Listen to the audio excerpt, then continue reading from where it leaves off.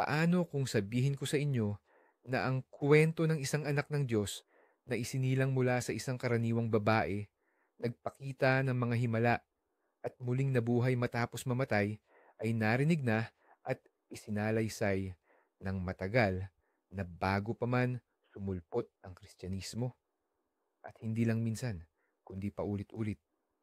Ngayon, samahan niyo ako sa isang paglalakbay sa mga sinaunang alamat at relihiyon. Tuklasin natin ang 5 iba pang anak ng Diyos na ang mga kwento ay nakakagulat na kahawig ng salaysay na pamilyar sa atin. At maniwala kayo, ang ilang pagkakatulad na ito ay tiyak na magpapaisip sa inyo ng malalim. Para mas maunawaan natin, alamin muna natin kung ano nga ba ang tunay na ibig sabihin ng titulong anak ng Diyos sa sinaunang panahon. Hindi ito laging isang natatangi o iisang uri ng karangalan. Maaari itong igawad sa mga dakilang hari, sa mga maalamat na bayani, at maging sa mga demigod o mga half-gods na isinilang mula sa pagsasama ng isang Diyos at isang tao. Ang ideyang ito ay malalim na nakatanim sa kultura ng maraming sibilisasyon. Ito ang nagpapaliwanag sa paglitaw ng mga pambihirang individual sa mundo. Kung gayon, simulan natin sa pinakamalinaw na pagkakapareho. Ito ang siyang nag-uugnay sa halos lahat ng mga alamat na ito, ang mismong kapanganakan ng bayani. Hindi ito kailanman naging karaniwan. Hindi lang ito basta-basta paglitaw ng isang bagong tao. Hindi, ito ay laging isang pangyayaring may pangkalahatang kahalagahan, nababalutan ng hiwaga at kababalaghan. Pinaniniwalaan ng mga sinaunang tao na ang sino mang dumating upang baguhin ang mundo ay hindi maaaring isilang tulad ng iba. Ang kanyang pagdating ay kailangang ipahayag mula pa sa simula na iba siya sa lahat. At paano naman ipinaaalam ng kalangitan ang ganoong pangyayari? Madalas sa pamamagitan ng mga palatandaan. Ang pinakakilalang halimbawa ay, siyempre, ang isang maliwanag na bituin sa langit. Ito ay nagsilbing gabay para sa mga pantas, mga mago o mga pastol na umaakay sa kanila patungo sa sanggol. Isa itong uri ng banal na anunsyo, isang kosmiko na pahiwatig na nagsasabi, "Tingnan ninyo, dito isisilang ang isang mahalaga." Ang mga ganitong kwento tungkol sa mga senyales mula sa langit ay makikita natin sa mga alamat ng kapanganakan ni Krishna at maging ni Alexander the Great na itinuring ding anak ng Diyos. Ngunit marahil ang pinakanakakagulat at paulit-ulit na motif ay ang malinis na paglilihi. Halos palaging birhen ang ina ng bayani. O kung hindi man, ang kanyang pagbubuntis ay resulta ng direktang pakikialam ng Diyos at hindi ng pagsasama ng isang tao sa mundo. Ito ay lubhang mahalaga. Bakit? Dahil binibigyang diin nito ang kalinisan ng pinagmulan. Hindi konektado ang bayani sa ordinaryong makamundong lahi. Ang kanyang ama ay ang mismong Diyos at ang kanyang ina, isang pinili, pinakamalinis na si Sidlan. Kaya, nakuha ng kwento ang kanyang perpektong protagonista, isang demigod na nakatayo sa pagitan ng mga mundo. Kung ang ina ay isang piling babae lamang mula sa lupa, ang ama naman ay laging isang Diyos. Bakit nga ba kailangan ito? Simple lang ang sagot. Para ipaliwanag ang pinagmula ng supernatural na kakayahan. Ang anak ng isang ordinaryong karpintero o magsasaka ay hindi kayang utusan ang mga elemento o magpagaling sa isang haplos lamang. Kailangan ang dugong banal, ang banal na kislap. Dahil doon nga nakasalalay ang lahat. Ang bayani ay tulay sa pagitan ng langit at lupa. Ang mismong amang Diyos ang nagkakaloob sa kanyang anak ng lakas, karunungan at isang natatanging misyon. Halimbawa na lamang si Zeus na makapangyarihan at mahilig bumaba sa lupa sa iba't ibang anyo. Si Osiris ng Ehipto na naging hari ng kabilang buhay o ang pinakamataas na Diyos na si Vishnu sa Hinduismo. Ang ama ang siyang garantiya ng pagiging natatangi ng anak. Siya ang nagpapasa sa anak, hindi ang kaharian o anumang kasanayan, kundi isang bahagi ng kanyang banal na kalikasan. Ang mismong banal na gen na ito, kung pwede nating sabihin, ay nagpakita na mula sa pinakamaagang edad, at ito ang nagpangyari upang ang pagkabata ng ating bayani ay malayo sa pagkabata ng kanyang mga kasing edad. Ang banal na katangian niyang ito ay hindi naghintay hanggang sa kaniyang pagtanda. Hindi, nagpakita na ito simula pa sa kanyang pagkasanggol. Ilarawan sa isip, habang ang ordinaryong mga bata ay naglalaro at natututong magsalita, ang ating batang bayani ay nagpapakita na ng talino at karunungang hindi akma sa kanyang edad. Madalas isalaysay ng mga alamat kung paano, sa murang edad pa lamang, siya ay nakikipag-usap na sa mga pantas at pari na ikinamamangha nila dahil sa lalim ng kanyang kaalaman. Ito ang malinaw na tanda na dumating siya sa mundong ito, hindi para matuto, kundi para magturo. Ngunit ang karunungan ay isa lamang panig ng barya. Ang isa pa ay ang kapangyarihan, at hindi ito palaging tungkol sa pisikal na lakas. Ito ay maaaring ang mga unang, hindi pa sinasadyang mga himala. Halimbawa, ang bata ay maaaring makapagpamulaklak ng tuyong puno o makapagpaamo ng mabangis na hayop sa isang sulyap lamang. Balikan ang mito ni Sanggol Hercules na ginamit ang kanyang mga kamay upang sakalin ang dalawang ahas na ipinadala para patayin siya. Hindi lang ito basta pangkaraniwang pilyong gawa ng bata. Ito ang mga unang sulyap sa darating na kapangyarihan, ang mga unang patunay ng kanyang banal na pinagmulan. Bawat ganitong kwento ay nagsilbing palatandaan. Inihanda nito ang mundo sa pagdating ng panahon na ang batang ito ay lalaki at gagawa ng isang bagay na tunay na dakila. At nang lumaki ang bayani, tuluyan nang namukadkad ang kanyang kapangyarihan.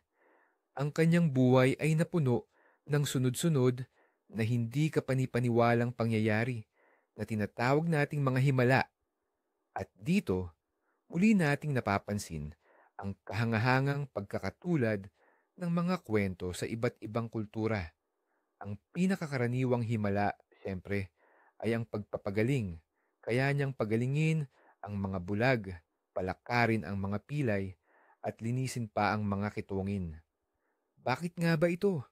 Dahil sa sinaunang panahon, ang sakit ay hindi lang itinuturing na pisikal na karamdaman, kundi isang manifestasyon ng masasamang puwersa, isang parusa. Kaya naman, ang sino mang kayang talunin ng sakit ay nagpapatunay na mas malaki ang kanyang kapangyarihan kaysa sa kapangyarihan ng kasamaan. Hindi lang kalusugan ang hatid niya sa mga tao, kundi pati na rin ang kaligtasan. Ngunit ang kanyang kapangyarihan ay lumalampas pa sa hangganan ng katawan ng tao. Kaya niyang kontrolin ang mismong kalikasan. Maaari niyang patigilin ang mga bagyo sa dagat sa isang salita, lumakad sa tubig na parang sa lupa, o gawing alak ang tubig. Ang mga himalang ito ay nagpapakita ng kanyang banal na kontrol sa mundo. Pinapakita nito na ang mga batas ng kalikasan na sumasaklaw sa mga ordinaryong tao ay walang bisa para sa kanya. At ang rurok ng kanyang kapangyarihan, ang ganap na patunay ng kanyang autoridad sa buhay at kamatayan ay siyempre ang pagkabuhay na muli ng mga patay. Sa pagbabalik niya sa isang tao mula sa kaharian ng mga patay, ganap na napatunayan ng bayani ang kanyang katayuan bilang Panginoon ng buong pag-iral. Ngayon, mula sa mga pangkalahatang motibo, lumipat tayo sa mga tiyak na individual. At ang ating unang bisita ay dumating diretso mula sa sinaunang Ehipto. Halina't salubungin natin ang Diyos na si Horus. Ang kanyang kwento ay marahil isa sa pinakamatanda at pinakamakabuluhang mito tungkol sa isang banal na tagapagligtas.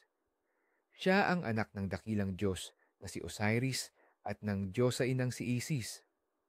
Ang kanyang ama, si Osiris, ay isang mabait at matalinong hari na pinagtaksilan at brutal na pinatay ng sarili niyang kapatid, ang masamang Diyos na si Set. Tila nagtagumpay ang kaguluhan at kadiliman, ngunit si Isis, ang tapat at makapangyarihang kabiyak, ay hindi sumuko. Sa tulong ng kanyang mahika, natagpuan niya ang katawan ng kanyang asawa at himalang naglihi ng isang anak mula rito. Isipin ninyo ito sandali. Si Horus ay ipinaglihi matapos mamatay ang kanyang ama. Ito mismo ay isang hindi kapanipaniwalang himala, isang makapangyarihang simbolo na kayang talunin ng buhay maging ang kamatayan. Ang buong buhay niya, pagkatapos nito, ay isang mahaba at mahirap na labanan laban sa kanyang tiyuhin na si Set para sa trono ng Ehipto.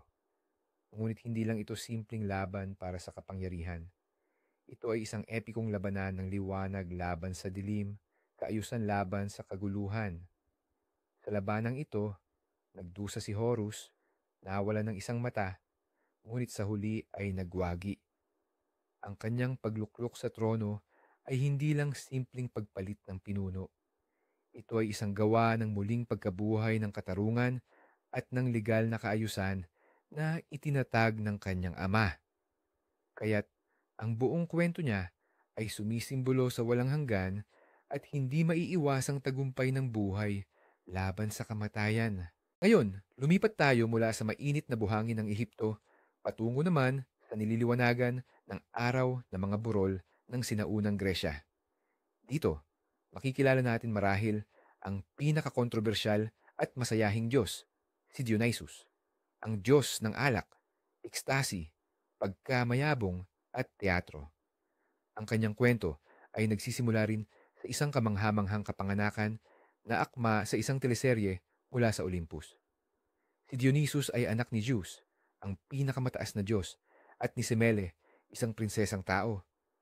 Si Hera, ang selosang asawa ni Zeus, nang malaman ang pagtataksil, ay nagpasya na patayin ang ina at ang sanggol.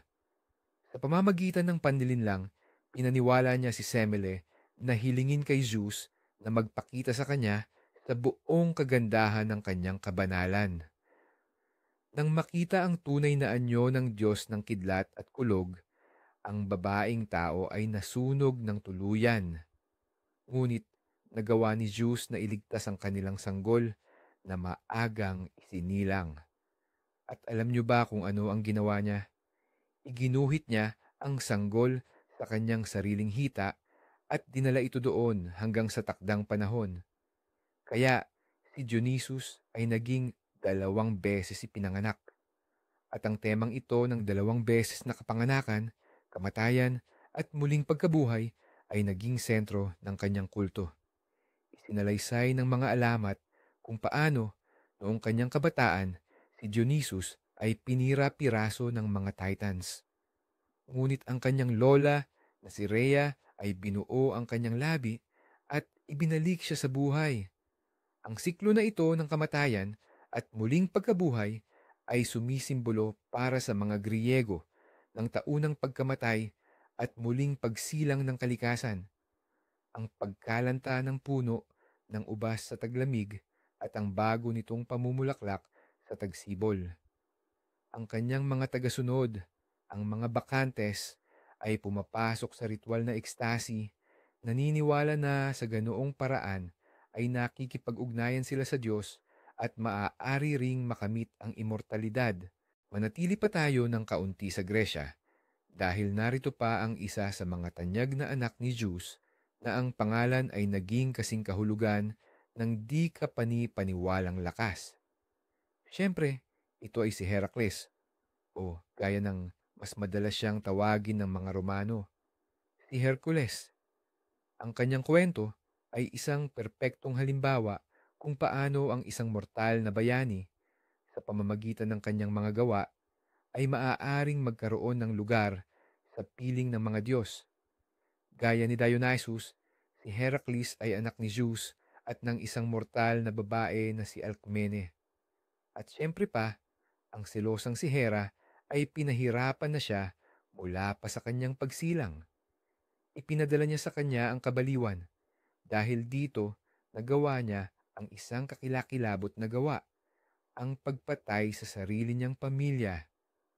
Upang matubos ang kasalanang ito, inutusan siya ng mga Diyos na gawin ang 12 imposibleng pagsubok sa paglilingkod sa haring si Eurystheus.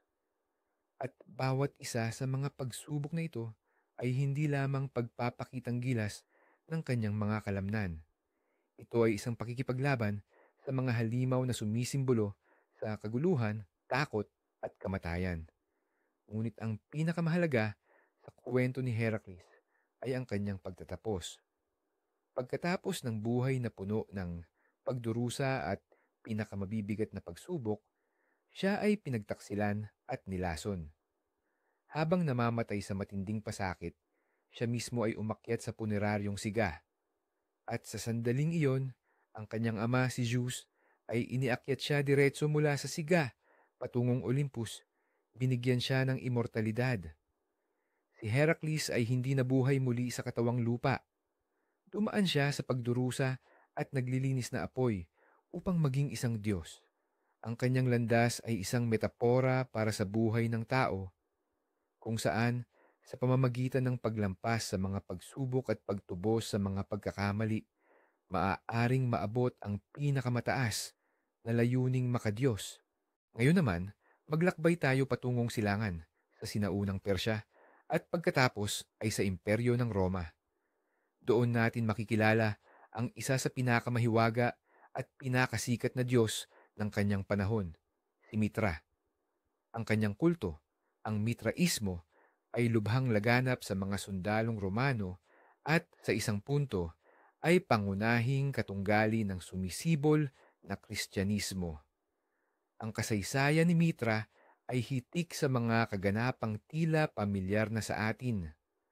Ayon sa karamihan ng mga alamat, hindi siya isinilang ng isang babae. Lumabas siya mula sa isang bato bilang simbolo ng isang walang hanggang at dinilikhang kapangyarihan.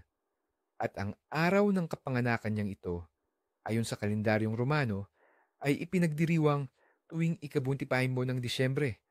Sa sandali ng kanyang kahangahangang pagsilang, naroon ang mga pastol na siyang unang lumapit upang sumamba sa bagong Diyos at nagdala ng mga regalo. Pamilyar ba ang tagpong ito? Ang kulto ni Mitra ay lihim. Ang mga tagasunod nito ay nagtitipon sa ilalim ng lupa, sa mga templong tinatawag na Mithraeum.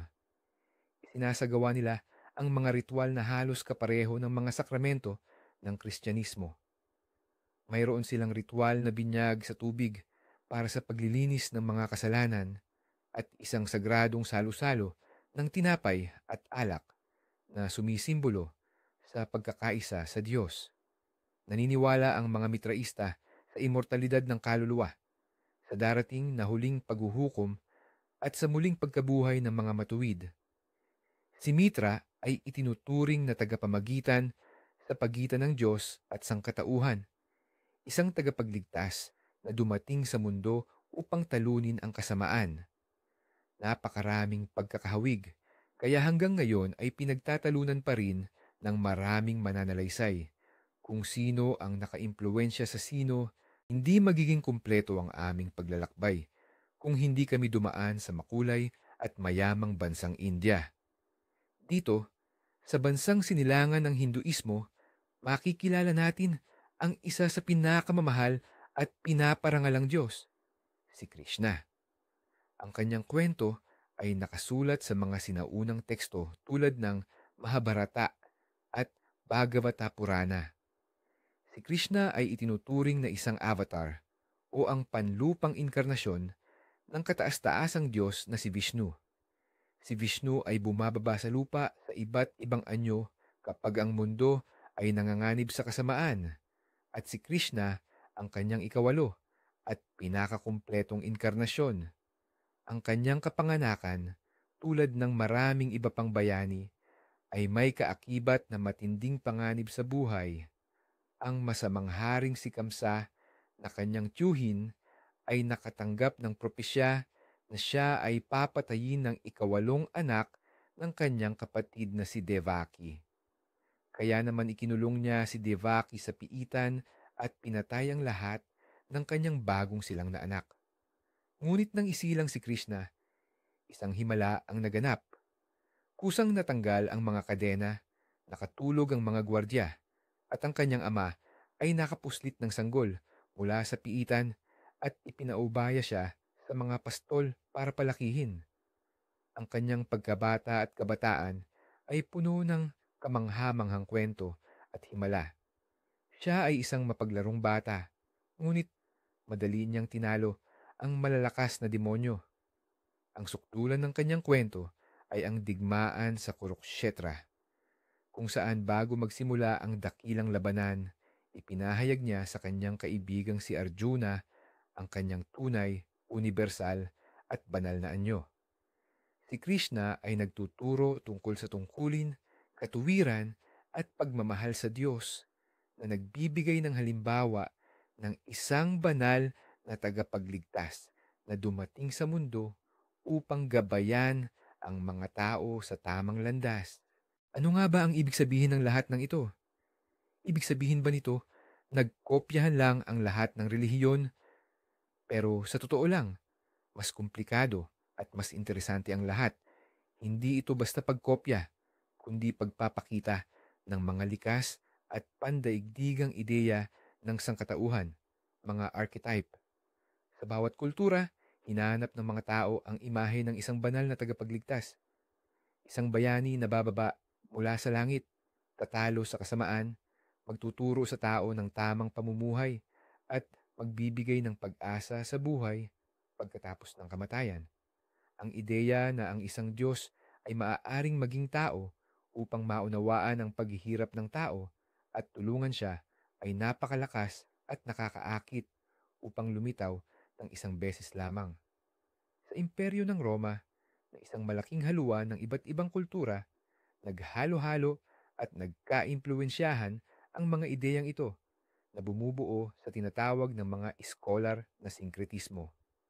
Ang mga kwento ni Horus, Mithras at Dionysus ay kilala na noong panahon ng pagkabuo ng Kristyanismo at hindi nito binabawasan ang pagiging kakaiba ng anumang pananampalataya, kundi ipinapakita lamang kung gaano kalalim nakaugat sa kamalayan ng tao ang pangangailangan para sa himala at kaligtasan.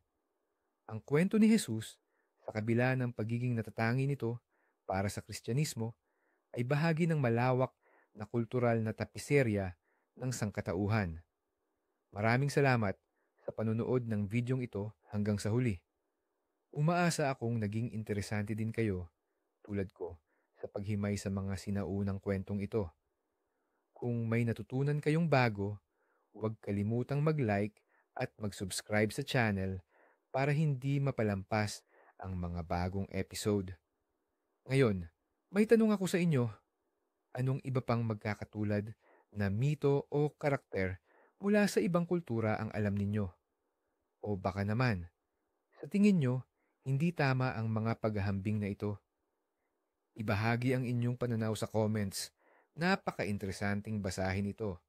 Hanggang sa muli,